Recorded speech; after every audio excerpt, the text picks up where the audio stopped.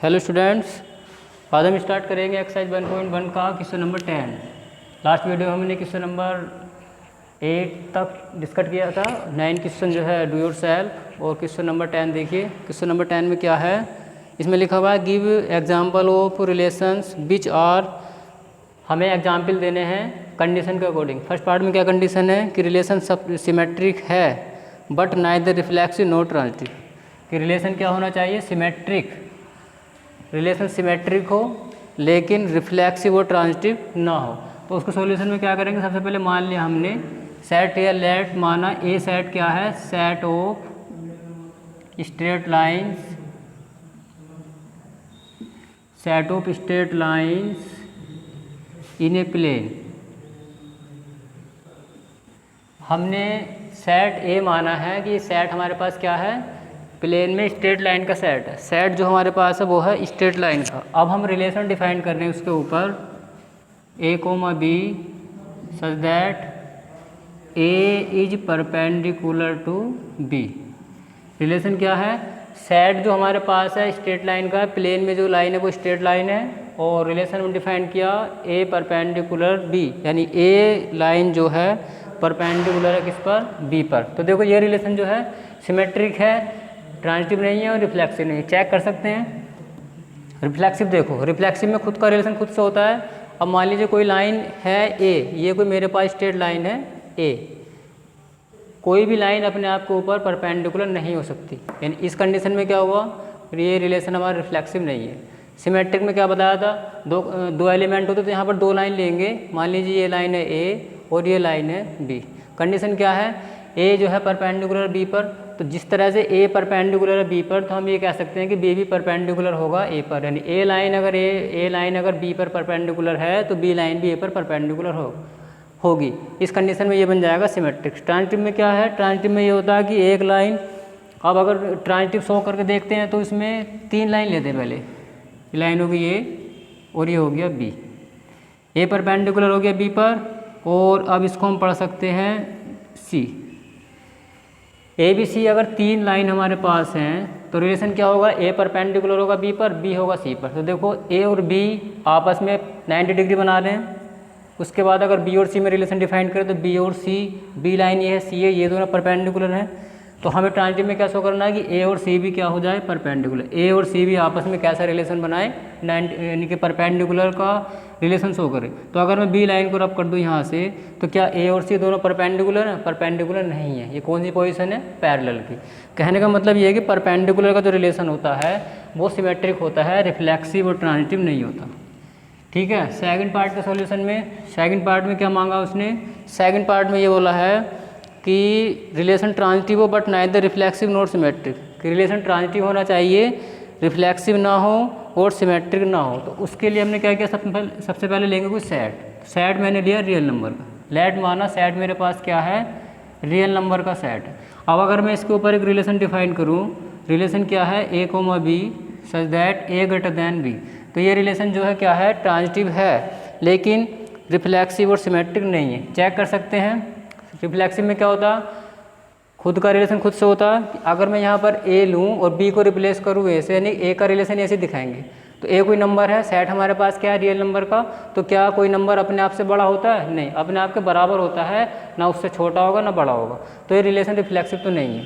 Symmetric देखो, अगर ए greater than B है तो बी ग्रेटर दैन ए होना चाहिए। जैसे A greater than B, A B से बड़ा है तो क्या बी ए से बड़ा होगा, ये रॉन्ग है। मान लीजिए मेरे पास 2 एलिमेंट है रियल नंबर के 2 और 5, या इसको ए की वैल्यू बड़ी है तो 7,5 ले लिया, ए को रिप्लेस किया 7 से, 7 ग्रेटर दैन 5, ये तो ट्रू है, 7 5 से बड़ा होता। और जैसे मैं इसको अपोजिट करूँगा 5 ग्रेटर दैन 7, क्या 5 7 से बड़ा होता, ये रॉन्ग है। तो ये रिलेशन क्या है, सिमेट्रिक नहीं है। ट्रांजिटिव चेक कर सकते हैं। ट्रांजिटिव में मान लीजिए 3 नंबर ले लिए हमने, 4 3 2 ऐसे मान लीजिए। अगर इन दोनों में रिलेशन दिखाएं पहले तो 4 ग्रेटर दैन 3 ये तो ट्रू है, फिर बाद के 2 में रिलेशन दिखाएंगे तो यहाँ बन जाएगा 3 ग्रेटर दैन 2, ये भी ट्रू है। तो अब हमें क्या चेक करना, ये तो x कोमा वाई हो गया, ये y कोमा जेड। अब x कोमा जेड का रिलेशन दिखाना, तो क्या 4 2 से ग्रेटर दैन होगा, ट्रू है। 4 3 से भी ग्रेटर दैन है, 2 से भी ग्रेटर दैन है। तो सिंपल सी बात की 4 तो 4 3 से ग्रेटर दैन हुआ, 3 2 से ग्रेटर दैन हुआ, तो हम कंक्लूजन ये निकाल सकते हैं कि 4 ग्रेटर दैन होगा 2 से। कहने का मतलब क्या है, ये रिलेशन जो है ट्रांजिटिव है, रिफ्लेक्सिव सिमेट्रिक नहीं है। क्वेश्चन नंबर 10 के जो रिमेनिंग पार्ट के एग्जाम्पल दे रखे हैं, एग्जाम्पल मांगे हैं, ये तुम्हें डू इट सेल्फ, तुम खुद करोगे। क्वेश्चन नंबर उसके बाद 11 तुम्हें करना है। 12 देखिए, 12 में क्या है, so that the relation are defined in the set A of all triangles as are. Relation में क्या लिखा, T1, T2 such that T1 is similar to T2 is equivalence relation. Set हमारे पास जो है ऑल ट्राइंगल्स, यानी set जो हमें गिवन है उसके अंदर सभी तरह के ट्राइंगल हैं, और कंडीशन क्या है, उसके ऊपर एक रिलेशन डिफाइन किया गया है कि दो ट्राइंगल हैं T1 और T2, ये आपस में क्या है, similar. Question number 12, given that, क्या गिवन है, सेट हमें सेट ऑफ ऑल ट्राइंगल्स, और रिलेशन क्या डिफाइन किया गया है, A, B such that T1 is similar to T2, यानी हमारे पास यहाँ पर T1 ट्रायंगल जो है T2 ट्रायंगल के सिमिलर है। उसके बाद क्वेश्चन में लिखा गया है consider 3 right triangles T1 with sides, और 3 ट्रायंगल दे रखे जो राइट एंगल है। पहले ट्रायंगल में साइड है 3 4 5, दूसरे में है 5 12 13, और थर्ड में है 6 8 10, इस तरह से। तो हमें बताना है विच ट्रायंगल अमंग T1 T2 और T3 and T3 are related, कौन सा ट्रायंगल एक दूसरे से इसमें रिलेटेड है। तो सबसे पहले समझो सिमिलर क्या है। सिमिलर में देखो, मान लीजिए हमारे पास दो फिगर हैं जो दो ट्रायंगल दे रखे हैं, ये हैं। सिमिलर में शेप अलग हो सकता है, वो शेप सेम होता है, साइज अलग अलग हो सकते हैं। यानी सिमिलर ट्रायंगल में दो ऑब्जेक्ट का जो फिगर हमारे पास है उनका शेप एक जैसा हो सकता है।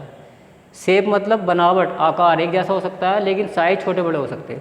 जैसे कोई ट्रायंगल बड़ा है, ये भी राइट एंगल ट्रायंगल मान लीजिए, मेरे पास एक राइट एंगल ट्रायंगल है, ये भी राइट एंगल ट्रायंगल है, और ये भी राइट एंगल ट्रायंगल। तो ये दोनों फिगर कैसी हैं, सिमिलर है। साइज छोटे बड़े हो सकते हैं लेकिन शेप एक जैसा होगा, तो उसको पढ़ते हैं हम सिमिलर ट्रायंगल। शो करना है ये रिलेशन हमारा इक्वल वैलेंस है। तो देखिए सबसे पहले क्या करेंगे, फॉर रिफ्लेक्सिव में क्या बताएंगे, कोई भी ट्रायंगल अपने आप के सिमिलर होता है। तो T1 is similar to itself. Triangle अगर हम सिमिलर उसमें रिफ्लेक्सिव में एक एलिमेंट लेंगे तो ट्रायंगल एक ही लेंगे T1। तो T1 ट्रायंगल मान लीजिए ये है, तो ये तो अपने आप के सिमिलर होगा। जैसे कोई नंबर अपने आप के बराबर होता तो ये ट्रायंगल क्या होगा, अपने आप के सिमिलर होगा। तो इस कंडीशन में क्या होगा, देयरफॉर R इज रिफ्लेक्सिव, ये रिलेशन हो जाएगा हमारा reflexive. For symmetric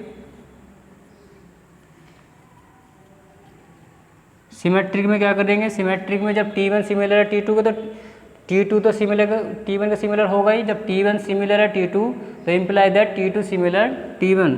T1 is similar to T2 imply that T2 is similar to T1। तो इस कंडीशन पे क्या होगा, देयरफॉर R इज सिमेट्रिक। तो ये रिलेशन हमारा हो जाएगा symmetric. For transitive,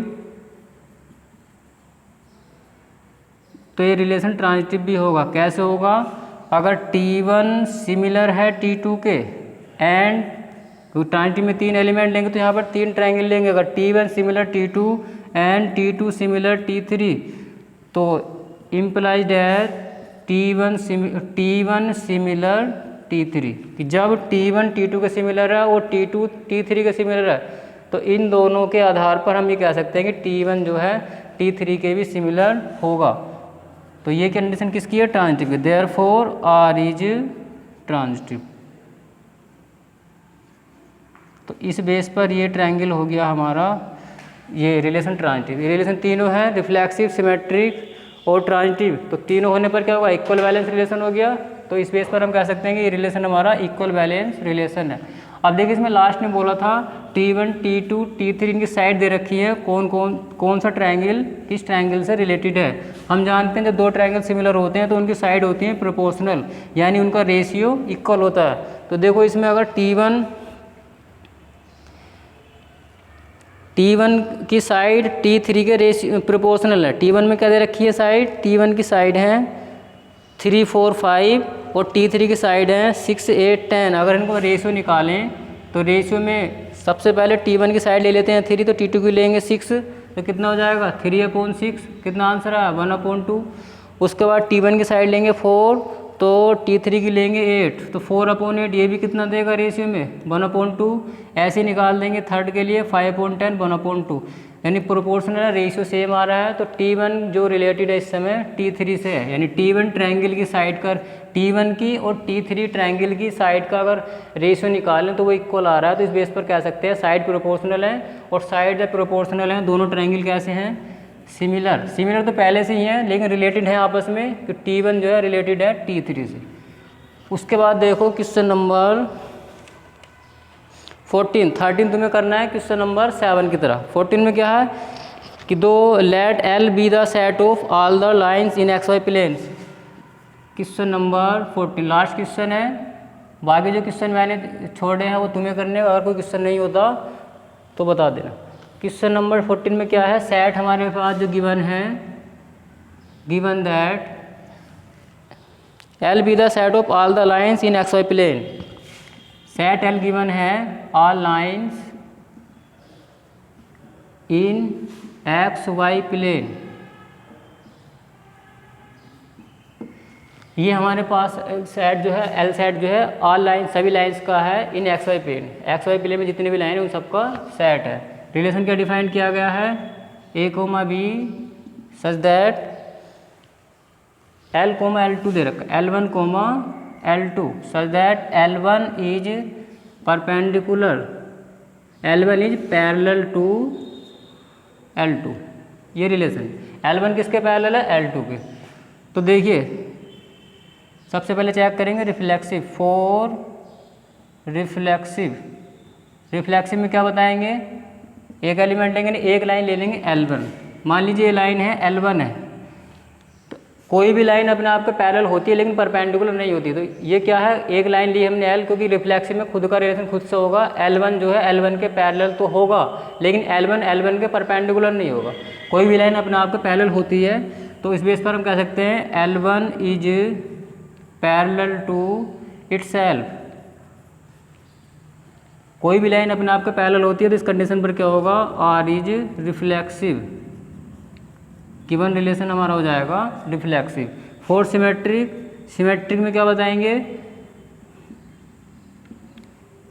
L1 is parallel to L2 given है, L1 parallel to L2 implies that जब L1 L2 के पैरेलल है तो L2 तो पैरेलल होगा L1 के। मान लीजिए ये L1 है और ये L2 है, दोनों एक दूसरे पर मतलब आपस में पैरेलल है। L1 पैरेलल L2, पैरेलल का मतलब कि बीच का दोनों सही पॉइंटों पर इक्वल होगा। तो जैसे L1 L2 के पैरेलल है तो हम ये भी बोल सकते हैं कि L2 L1 के पैरेलल है। तो इस कंडीशन पर क्या होगा, R इज सिमेट्रिक। ये रिलेशन जो होगा हमारा हो जाएगा सिमेट्रिक। फॉर ट्रांजिटिव, और ट्रांजिटिव में क्या बताएंगे,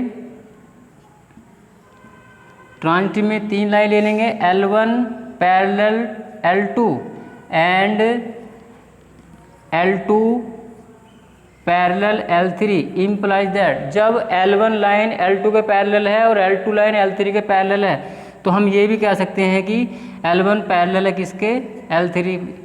क्यों, क्योंकि अगर 3 लाइनें L1 L2 L3, L1 parallel है L2 के और L2 पैरेलल है L3 के, अगर मैं L2 को रफ करूं तब भी क्या होगा, L1 लाइन L3 के पैरेलल ही होगी। इस बेस पर क्या होगा, गिवन रिलेशन क्या होगा हमारा, R इज ट्रांजिटिव। ये रिलेशन हो जाएगा हमारा ट्रांजिटिव। अब ये रिलेशन रिफ्लेक्सिव भी है, सिमेट्रिक भी है और ट्रांजिटिव भी है। तो तीनों रिलेशन शो होने पर क्या हो जाता है, वो इक्विवेलेंस रिलेशन बन जाएगा। इसके बाद इसमें लिखा हुआ था find the set of all the lines related to the lines y = 2x + 4, यानी हमें उन सभी लाइन का सेट बताना है जो y = 2x + c के क्या है, पैरेलल है। तो उसके लिए आंसर क्या हो जाएगा, y = 2x + c where c is arbitrary constant. क्योंकि रिलेशन लाइन क्या गिवन थी हमें, y = 2x + 4 और हमने रिलेशन क्या बना दिया, y इक्वल 2x प्लस सी, बस c की वैल्यू चेंज कर देंगे, वहाँ पे 4 और 5 है। मान लीजिए कोई लाइन प्लेन में 2 से पास हुई है, तो आगे जाके हमने उस लाइन को पास करा दिया 4 से, लेकिन बीच का गैप आएगा वो आपस में क्या आएगा, इक्वल आएगा। नेक्स्ट वीडियो में बात करेंगे फंक्शन की। रिलेशन तुम्हारा फिनिश हो चुका है, जो कोई प्रॉब्लम बता देना। नेक्स्ट वीडियो में बात करेंगे फंक्शन। Thank you.